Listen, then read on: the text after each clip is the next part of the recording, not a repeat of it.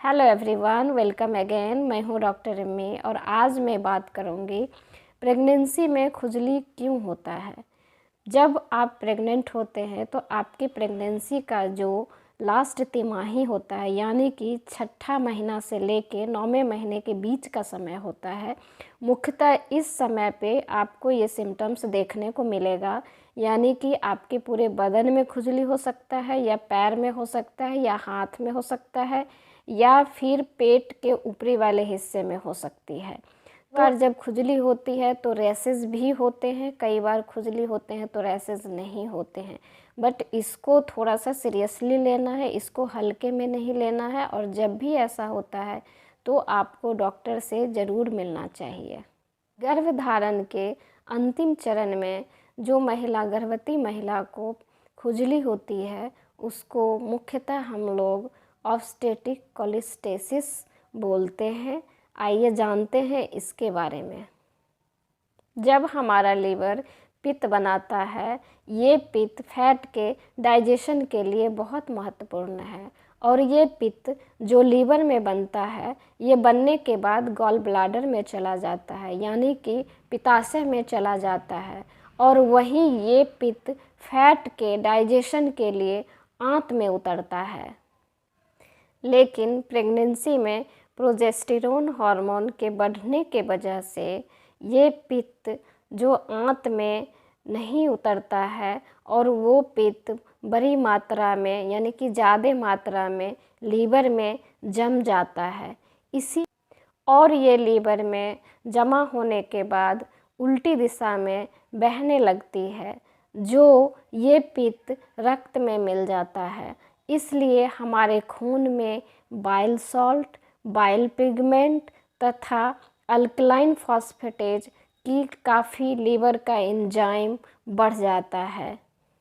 तो आइए अब हम जानेंगे इसे कैसे पहचानेंगे।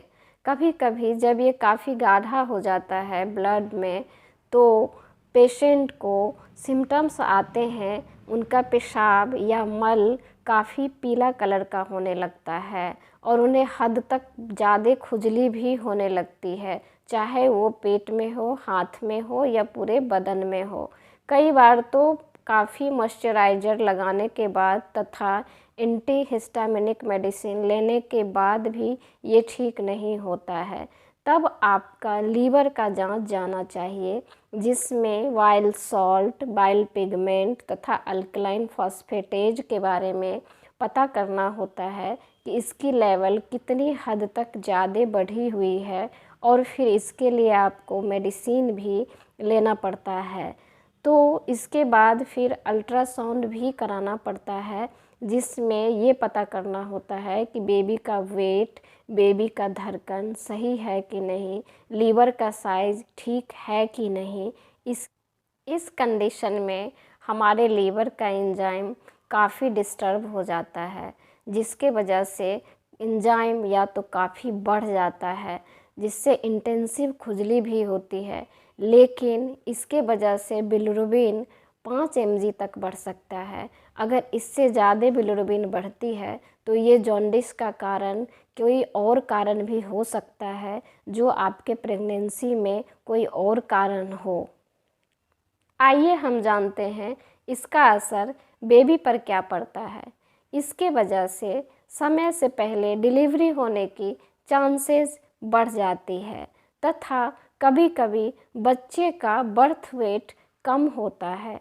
कई बार बेबी अंदर में ही पॉटी भी कर देता है, और कई बार एक्सट्रीम केसेस में हमारे शिशु के लिए जानलेवा भी हो सकता है। आइए हम जानते हैं इसका असर माँ पे क्या हो सकता है। माँ को जॉन्डिस हो सकता है, एक्सट्रीम लेवल की खुजली हो सकती है, तथा इसके साथ ही डिलीवरी होने के बाद उनको एक्सेस ब्लीडिंग हो सकती है। अब हम जानेंगे प्रेगनेंसी में अगर खुजली होती है तो इसका क्या उपचार हम कर सकते हैं। सबसे पहले तो अगर खुजली होती है तो इसको बिल्कुल इग्नोर नहीं करना है, हमें डॉक्टर से ज़रूर मिलना है, ज़्यादा से ज़्यादा पानी पीना है, तथा ऑलिव ऑयल या कोकोनट ऑयल अपने बॉडी पे ज़रूर लगाएं। मॉइस्चराइज क्रीम आपको जो भी सूट करता है उसको आप ज़रूर लगाएं।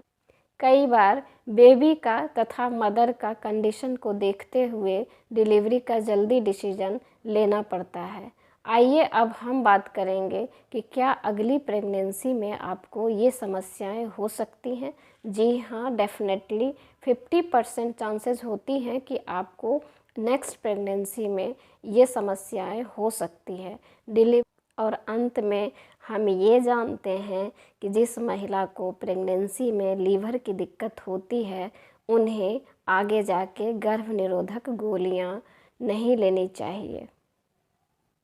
ऐसे ही इन्फॉर्मेटिव वीडियो के लिए आप हमारे चैनल को लाइक, शेयर, सब्सक्राइब ज़रूर करें। Thank you for watching.